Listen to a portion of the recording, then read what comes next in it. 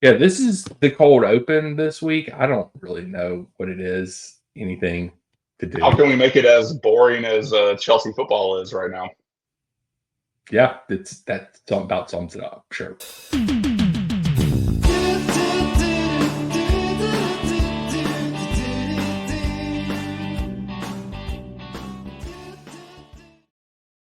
Hello and welcome back to another episode of the Red, White, and Blues podcast, where we're just going to repeat the same things we said last week and call it a night. But anyway, I'm Daniel. He is Jason over there. And how are you doing tonight, man? How are you feeling? I know Hey, no Chelsea memorabilia behind you tonight. Is that no, where no, we're no. at? Cliff the Chelsea Bear said, I don't want to be on the pod tonight. And we talked about it. We had a good long chat this afternoon. And I missed a lot of work because of that chat, actually. And he said, "Look, I'm so disappointed. I don't even want to be upside down tonight. I just don't want to be on camera." And he said he walked out as I was trying to convince him and took the scarf with him. So I don't know where he went. I'm gonna have to go out and find him after this. I think Yeah. I'm getting worried. He won't share his location with me. So You can't track him on like I 360. imagine he's drinking somewhere, so I'm gonna have to go check. I'm gonna have to go get him later. But Check the yeah, local bars. yeah. So this may be shorter. I might have to go. If I get a call from him, I'll step out. But Yeah. I'm a little worried about him. But I know sometimes this just happens. This just Yeah. happens. You He's got know, to take a breather, and I think we all do. I just think it's time to reset expectations. let's be realistic. There was one podcast out there this whole year that has tempered our expectations, and it has been this podcast. Yep. We told everybody, you know, Yeah. it's not the year, and we said at the beginning of the year. I Right. said it at the beginning of the year. I was like, I'm just ready for next year when Paez and Esteval get here, and everything will be better then. And so Do I'm you still numb. believe it'll be better next year? Probably not. But I have to have hope in something, Jason. I have to hope in something at this point because this year's a wash. We Like, don't owe these people anything. yeah. You just speak your heart, man. I mean, at this point, I don't even know if we're going to win the freaking conference league the way we're playing No, football. no. So that might not happen. I just have to. Yeah, My hope rests on two 18-year-olds that are going to go into the squad next year. One of yeah. them probably will be sent out on loan, Paez. Maybe Santos coming back will help us, but I have no hopes that he'll actually be here next year because he'll probably be sold because that's what we do Yeah. now as a club. So who knows? I mean, I have no hope left in this year. It was shot. Yeah. So We whatever. are essentially 2/3 into the season. Yeah. Yeah. I think I was pretty optimistic. Like a while back. I Yeah. think pre-Christmas, where I was saying, the expectation was fourth, and somehow miraculously, Daniel and I were talking about a video that's been going around that I don't know that much history about. Maybe it'll come up later, but we were talking about this video that's going around of egg balling, and we were talking about it, and we were just talking about what it means to be a mid table club this season, and it really does seem like everyone's mid-table. Like Yeah. that there's not much difference between, hold on, I just had the table up. There's not much difference between, say, like 12th and 4th at the moment, which is kind of 13 wild points. to say. 13 points. 14 points. 10 Okay, points. yeah. 10 points Sorry. difference between 11th and 4th right now. Okay. Exactly 10. Yeah, we'll go. If you go down to 10, there's only 7 points difference between 10 and 4th. Mm-hmm. Yeah. So, like between like the top, like the next 7 down from the top of the table, there's only 7 points difference. Like that's a lot of mid football that's happening right now. Very much. And I think that it's making us look better than we are this season. Because we were in 4th for so long, it was kind of ours to lose, and boy, did we lose it. And Yeah, we did. And to do this against a team that we are I guess trying to emulate. Aspiring to be, if you will. I mean, it is. This is a wild. This is even wilder narrative than some of those first things that this club was doing. Yeah. And yeah, I'm not on board. I am also glad that we have been the realist here. I think I got a little overboard with my fourth as an expectation. And then I kept saying, well, the next 5 games will prove it in the next 5 games. I think it's over. I'm going to say, like, technically we're still in it, but like goals have dried up. Nico's not back till March. He wasn't scoring anyway. Yeah. Everyone else is inconsistently scoring. Palmer's the only one who's scoring right now. It's just popping off of the opposition players. He's like pinballing the ball into the back of the net. Yeah. Like, we're having to rely on mistakes from other teams to get a goal, and then yet we still we can't score. We like legitimately cannot score, and we've been as leaky in the back as we have been all season. And even with Jurgensen back there, it doesn't matter. It doesn't matter who the goalkeeper is because our defense is so shit. So it really honestly doesn't matter. Like like I would rather Jurgensen than Bob, but at the same time, like Jurgensen's still not good. Like, like nobody can hold their heads up high after that performance. Nobody can. Everyone top down should be ashamed at the moment, and just like Cliff, and like it's pretty bad. I think this is pretty bad. I'm not going to sugarcoat it. Realistically, our form the last 10 games has been absolutely abysmal. I mean, here's the statistics. Okay, we had 70% possession. They had 30% possession. They had more expected goals. We had 0.54. They had 1.42. They scored 3. They had 13 shots to our 8. They created 5 big chances to our 1. So you just look at that, like, how many? We completed 90% of our passes. We had 9 corners to their 2. So it's just like we had no shots on target the whole match. So that's unacceptable. That's an insane stat. No shots on target, and you had 70% possession. Make it make sense. It makes no sense. Like, I don't know. I don't know what Maresca's saying to them. I don't know what we're doing in training. I don't know what we've been doing in training forever. We don't pass the ball well. We were 90% pass completion though this match. I don't believe it. I mean, how many of those were lateral? Oh yeah.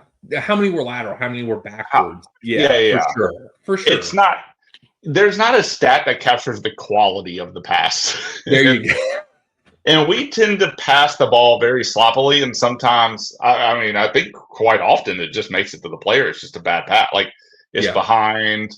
It's not into space. It's backwards. It's just a bad pass. Like, it is. How many times do we pass it back to Jurgensen? How many times do we pass it back?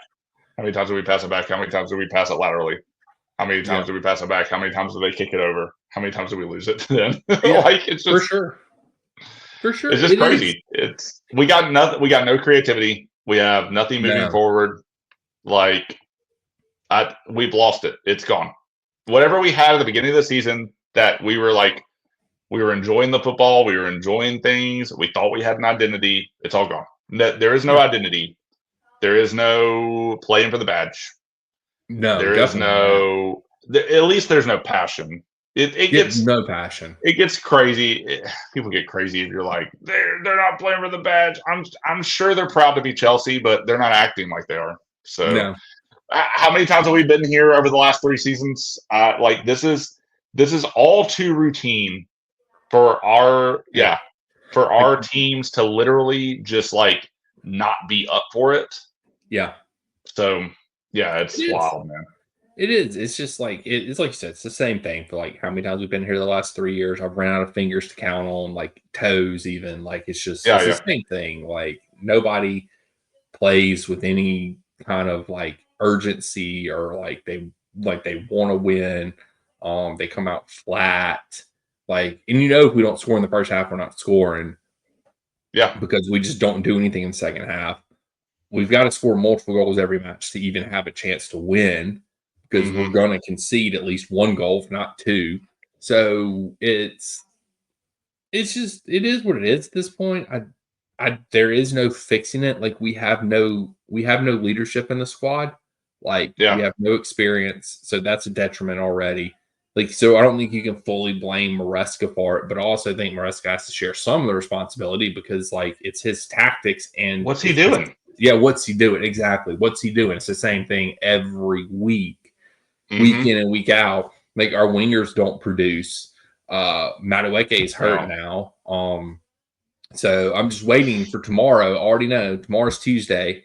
That's Matt Law, aka Matt Law Propaganda Day, and there's going to be a Matt Law propaganda article come out tomorrow about how this is all being going to be blamed on injuries, and Yeah, Maresca yeah. is not at fault. I'm just waiting for that Did article we to drop. talk about his article where he was basically like, "This isn't due to poor planning. This is due to bad luck"? Did we talk Yeah. about that last No, we never episode? talked. No. Mm-mm. No, we never made it to that. I mean, I don't want to like just take pot shots at Matt Law. Matt Law is going to Matt Law it, and Matt Law is in a bigger position than we are, and he Yeah. knows more. I'll just say that disclaimer. But like some of the headlines that come out of his mouth or his pen, Propaganda yeah, machine. it does just feel very like accommodating to the narratives that the board wants us to believe, and like to say it's not due, it's not due to bad planning, it's due to bad luck. Like we have seen the gaps and Yeah. where we need to step up, and they literally bought as many midfielders as they could possibly buy in this last window. Shitty ones. Shitty Shitty ones. ones. Yeah. And like there's going to be injuries in a season. Like we all know there's going to be injuries in a season. Chelsea has had some of the worst injury records of the last several seasons. Mm-hmm. And we rightly called into question several times the medical team, Yeah. like what was happening and the amount of football that happens, and the Yeah. over reliance on certain players because we paid too much money for them. But then other people want to make the argument that because we paid this much money for them, that means they want to win. And I'm like, yeah, but you're not building anything sustainable outside of literally buying kids Yep. so that you can sell them later for pure profit. That's all we're here for, man. Like that's Pure all profit. they want to do is make money, and I Mhm. think people want to give them more credit than they deserve in this. I'm not saying like anybody doesn't want to win. I just think you have higher motives and lower motives, right? The Mhm. higher motive now is how much can we milk this? And we think we can milk it by being a mid-table club like Brighton. And the lower motive is if we win doing that, then cool. But I don't think they think results equal success here. I Yeah. think they think they can be successful without winning results. Oh yeah, And they're for not sure. using winning as a measure to get there. Mm-mm.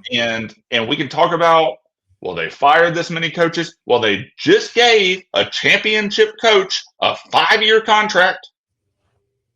They gave the Brighton coach previously a 5-year contract. Yeah. They hired a Tottenham manager. They don't give a shit about how popular these guys are until they go on these really bad strings and they're like, oh no, our ticket revenue. Yep. So like this is there is no like solidarity in the locker room. There is no it's when you start losing this much, things are going to start to come out. Mm-hmm. And that's why Matt Law Propaganda Day is going to put you at ease. But there's nothing to be put at ease about. Like Yeah. they want to be, according to those videos, and I don't know when those videos came out, but Egbali is on video saying Brighton's a great club. We love their model, essentially. Yeah. And we are better than Brighton because we're buying players that and trying to create a situation where they stay at Chelsea. But also, we just bought João Felix and then sold him the next window. Mm-hmm. Like, what are we actually doing here? And so it's just it's just insane to me to think that they actually want to win when they do everything to just make a profit, and they just stay. They don't mind staying a mid-table club, and if they want to be Brighton, I think we're already Brighton. We're about to see our downfall into mid-table here, unless something drastically changes. I'm not saying we literally have a third of the season left. I think things can happen. This is when Poch started making his run at the end of the season. It's true. Last season. But I don't know. Can Enzo Maresca do that? Do we have the tactics to do this? Do we have? And then you got the one game at a time bullshit. I don't know. Maybe there is something to that. Maybe there's something to that team, to that being for this team. But at the end of the day, we're not building sustainable models to win. We're building sustainable models to get people in here and then sell them. And that's what they want. And that's all it's here for. Yeah. That's all they care about. They just care about making money. That's all it is. We're going to be mid-table. We're going to be mid-table because we're a big club with big resources, and it's going to keep us mid-table. And they're going to make money. That's all they care about. Yep. So, and I mean, the thing is like you get conflicting reports coming out because back in May when we fired Poch, it was said that Matt Law said that the next Chelsea manager will be under pressure to deliver, Champions League football and compete for trophies. And Maresca comes out and says, I'm not under pressure because they told me I didn't have to make Champions League until next year. Yep. So it's like, well, what is it? Like, were you told you had to win, or were what's the thing? Like, where is it? So, and clearly they're just, honestly, they have no clue what they're doing. They're just stockpiling young talent to sell, later. Yeah. Or whatever. Well, and we can talk about this was Potter's whole mantra is it took Mikel Arteta a long time to build that. And I'm not saying there's not an argument to be made there, but we are 3 years into this model. Yeah. The model has not changed. Yeah. We are outside of the first window. Outside of the first and I feel like the way I look at it, I look back on it, it was Bowley was the one going around buying the players. I felt like they gave Bowley just 1 year to sort of do what he wanted to do, and they're pulled all his power away from him. It's like, no, we're not doing that anymore. We're going to do it our way. Well, he was cosplaying as a sporting director and really enjoying jet setting around the world, making outlandish deals for players. Yeah. So, I don't know. It is. I mean, you can sit here and talk about it. It's been 3 years that we've been in this model, and but everybody said from the beginning, or at least smart people, this podcast, at least said that it's an unsustainable model because you can buy all the youth players that you want to, but if you don't surround them with some experience, just some, I'm not saying half your squad has to be experienced. I'm saying 3 or 4 people, 5 people, experienced players that have been there, that have won trophies before, a Thiago Silva-esque player, you've got to have those players that know how to close games out. You've got to have those players on the team that can help motivate the younger players, that show the younger players how it's done. Because these are kids. They have nobody on this team to look up to. We have, one person left from the roster that won the Champions League that Reese that actually plays. I know Chilwell, he was on loan, but he never played. And Reese has not really stepped into the leadership role. No. And because he's hurt the majority of the time anyway. So, but to your point, he still, when he's out there, doesn't show a great leadership example. So, because what was it, the end of last year, he got a red card. As soon as he got back, he got a red card, and it's outrageous. It's crazy. So he doesn't clearly exemplify what a leader needs to be out there on the pitch. So then, who are these players looking to? They have nobody to look to. They just have to look at each other and look at themselves, and nobody knows how to win, right? Because they've never won anything before. And then you have a manager. That's crazy. You're speaking crazy talk, Daniel. I know. And then you have a manager that tells them we're not a top 4 team. And so you're telling a bunch of kids who are at that point in the season overachieving, and instead of motivating them more and just keeping your mouth shut about it, you come out and say, "Oh no, we're not a top 4 team." Well, you're saying this every week. These kids are hearing it, and if Right. a kid hears something enough, they're going to start to believe it, and so Right. then they're going to start playing down to expectations instead of playing up to expectations, and that's where we are now. Like, we're going on a bad run of form. I think a lot of it. I think a lot of it has to do mentally.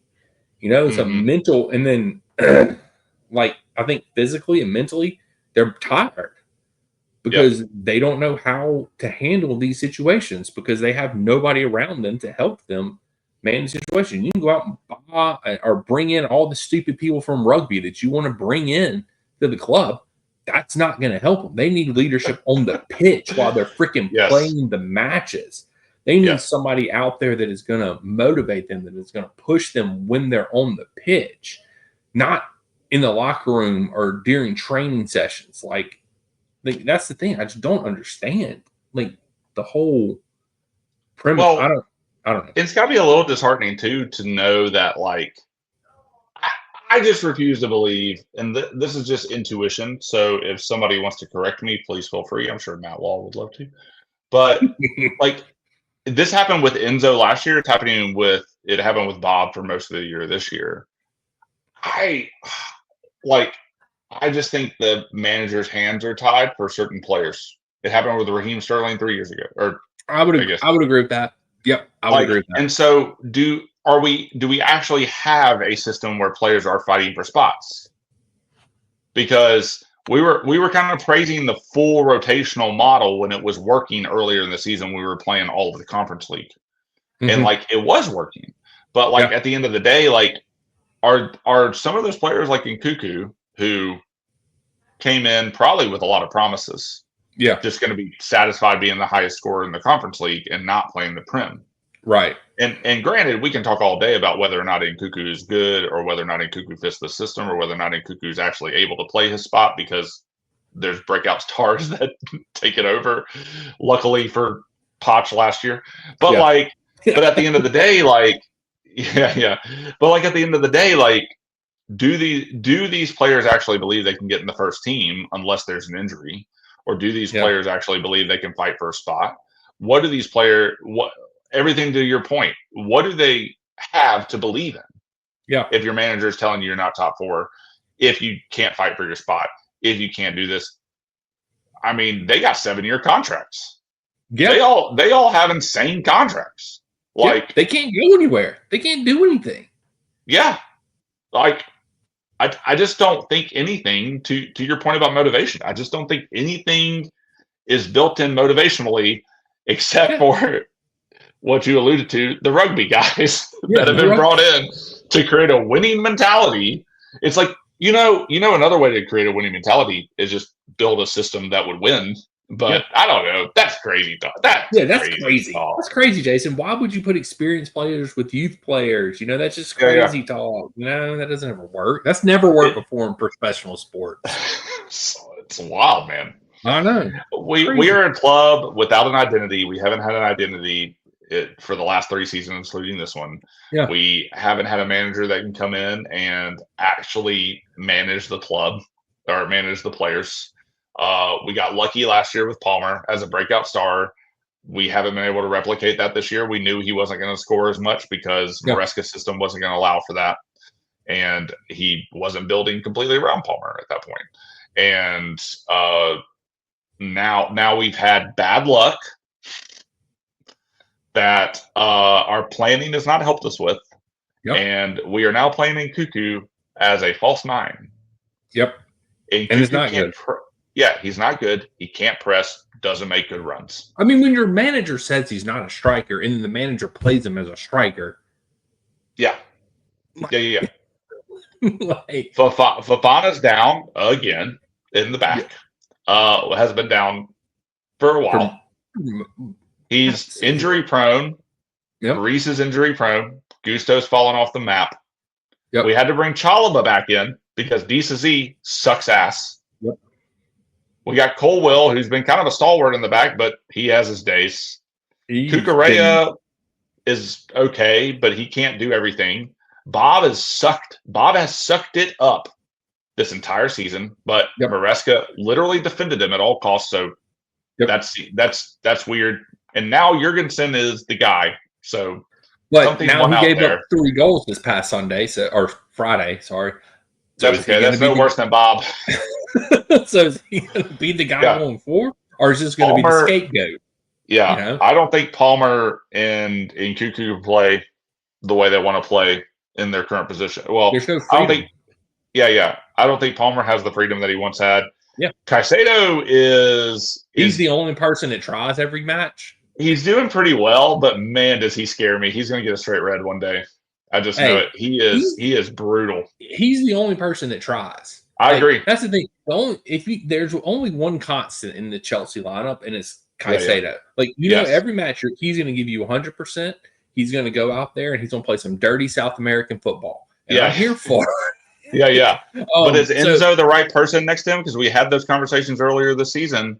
But Lavia's hurt, right? Yeah, Lavia's hurt. So. But who else is in our midfield? We had Cassidy. We had Dewsbury. Dewsbury sucks. Who else did we have? We have Chuck, who is now out on loan at Borussia Dortmund. But here's the thing. We had João Felix, who is gone. João Felix, he's gone. But Chuck is one of those players that you were talking about earlier that, do they have the opportunity to fight for their spot? He was just frozen out of the club. Never given a chance. After he had a great preseason, has displayed he would fit Maresca's system. Granted, he plays the same position as Palmer, but why can't he back up Palmer? Why couldn't he play in the Conference League? Right. It just makes too much sense. Who else is in the we have no more midfielders. That's it. I feel like there was one more midfielder, but I can't remember. We bought that new kid that hasn't played yet. We got a lot of kids in the wings.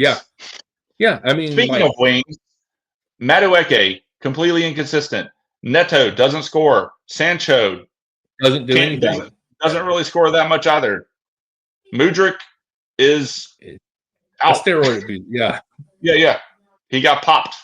Yeah, he got popped. Yeah. Got popped for using steroids. Yeah. Gooey, we don't play him. As soon as we play him, he gets hurt. Yep.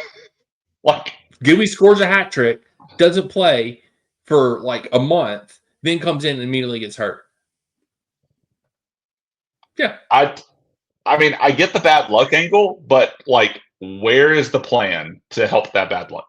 I'm just saying. Where was their plan? I would say is bad luck. Gooey's the only one that's bad luck. The rest of them are just, what are you expecting? Because you literally screwed the midfield up. Because all you had to do was recall Ugochukwu from Southampton, and you got another midfielder in there. You don't have to go buy somebody else. You never should have bought Dewsbury Hall to begin with.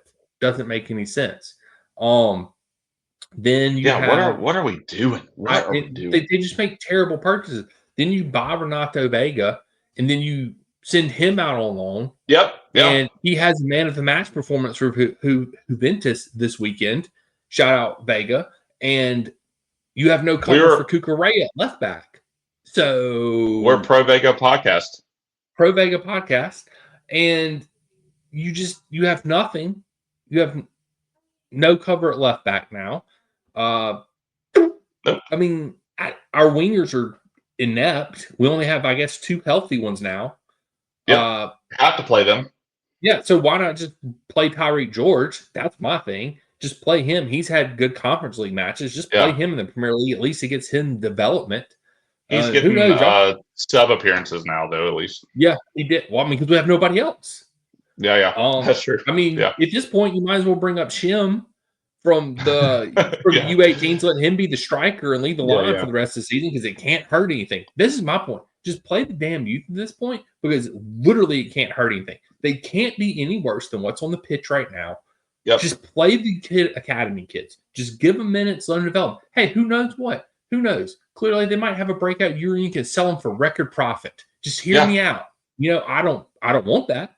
I want our academy boys to succeed at Chelsea. But hey, if that's what it takes to get you to actually play them, do something.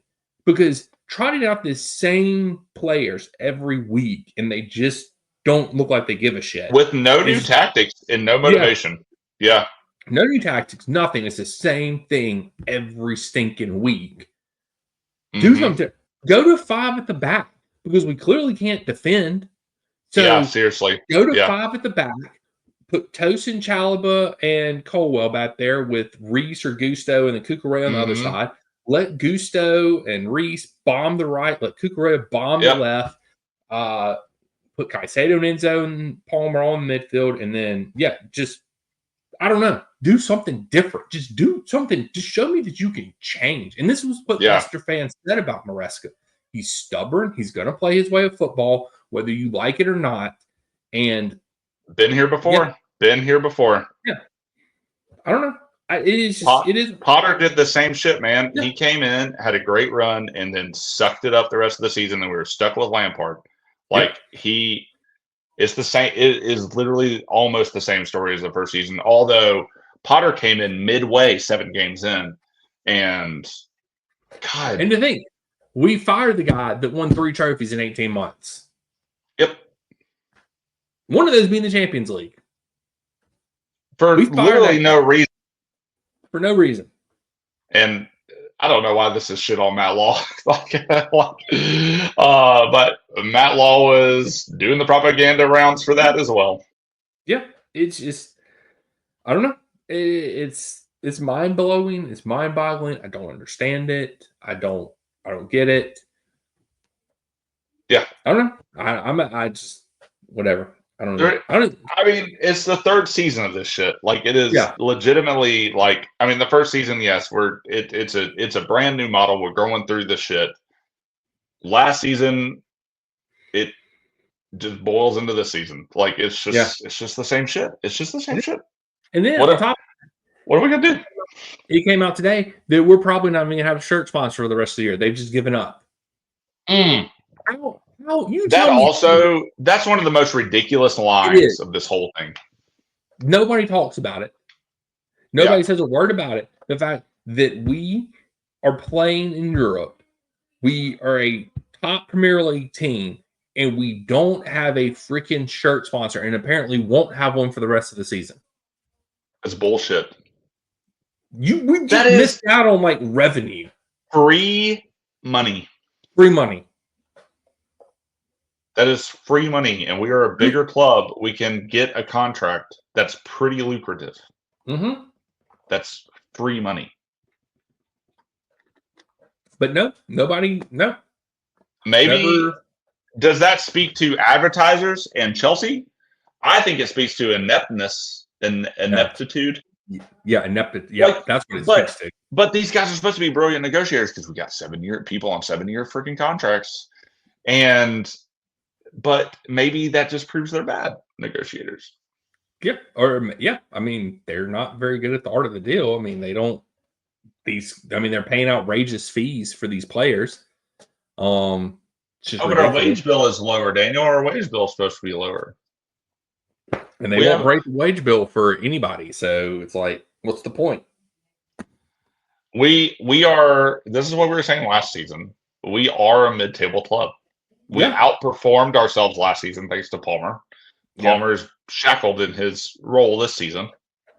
Yeah. Because Maresca isn't using any new tactics game to game. So everything you said sounded great to me. I would love to see that happen next game, but it won't. It won't. Yeah, I mean, that's my thing is like, at least when Tuchel was here and Poch to an extent would at least change his tactics some matches, especially toward the end of the year. He would start changing up a little bit. Lampard was pretty stubborn with his 4-3-3. And he changed like one time against Madrid. I think we got slaughtered in the Champions League. I remember that match. We played 5 at the back. I think we got smoked. Who else? Who was before Tuchel? Why is my mind going blank? I don't know. Was it? Who was before Tuchel? Who was before Tuchel? We changed coaches so much. Was it Lampard? Yes. Yeah, it was. Who was before Lampard? Is it Sarri? No. There's somebody, no. Sarri was after Conte? Yeah, Sarri was after Conte. Oh God, this is embarrassing. We switched. It's like you said, we switched coaches so much. I can't keep up with how many, like, who all we've had. Yeah, yeah. So Hold on, I'm getting there. It was Lampard, then Sorry, then Conte. okay, so what? Sorry, was after. Okay, yeah. Yeah. So our Yep, yep, last, yep. I mean, we've had Tuchel, and then the other decent coach after that was Conte. So Yeah. whatever. Oh man. But yeah, We've had pretty decent luck with Italian managers until this one. yeah, until this one.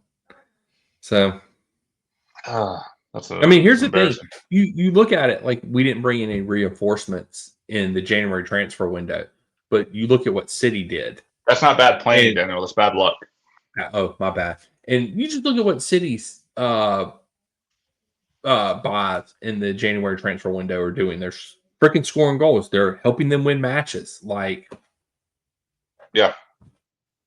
would have been nice if we did that. Bought a striker, to help us score some goals. So, whatever. It's bad luck. It's just bad Bad luck. luck. Bad luck. Well, let's Just bad luck. let's just make a prediction for this weekend's match because there's nothing left to talk about with this team right now. Daniel is done. I'm done. I'm done with this team. Daniel's over it. We played Villa this weekend. They are ninth in the table. They are exactly 3 points behind us. Wait, no, sorry. I was looking at another team. They are 5 points behind us. Yeah, yeah. So we are now sixth. Bournemouth has passed us. City has passed us. So, yeah. It's at Villa. I don't know. I think. Yep, it's at Villa Park. It Yeah, 11:30 on Saturday. Hey, finally a freaking decently timed game. My goodness. I have some cheese at brunch. Dude, I'm so tired of these like random Friday freaking games or like Yeah. what was it? Like 2 o'clock on a Saturday. I'm like, dude, I don't want to watch a game at 2 o'clock on a Saturday afternoon. Dude, this is on NBC this time around. We haven't been on NBC like this whole season. We haven't been on NBC very much. That means I get to watch some really cool travel show leading in right before. Yeah. Oh man, I got mine. Okay, cool. I got mine too. Cool. 1, 2, 3. 2-1 Villa. 2-0 Villa. 2-0. Okay, hey, you said 2-0. I said 2-1. We're both predicting a loss. I think that's very reasonable for this team. There's no reason to predict a win right now. Like literally, there's no reason. It might be a fluke win. I don't know when to predict a fluke win. I mean, like we did beat Villa, I believe, earlier in the year. That's the problem. If I'm not mistaken. But like you said, that's earlier in the year. Yeah, we beat them 3-0 in December. So yeah, great. Yeah. That was a good time. I remember winning back in the day. Yeah, I remember back when we used to win all the time. I mean, to be fair, we did beat West Ham 2-1 earlier this month, but like that still sucked. Yeah. Well, I mean, like, what is we've won 2 out of our last 9 or something like that. I think. Yeah, in the Prem, yes. In the Prem, yeah. That's right, because we did beat. We beat Wolves, Morecambe, and the FA Cup before. Brighton literally they've outscored us 5-1 in the last few games. 3 matches in the Premier League since December 15th. We beat Brentford on December 15th. We beat Wolves on January 20th. And then we beat West Ham a couple days after, whenever that was, the February the 3rd. So 3 wins since the middle of December. And this will be the end of February. We've won 3 matches. That's just terrible. And somehow we're still 6th. Insane. It's crazy. Yeah. Crazy. But on our 25th game last year, we drew City.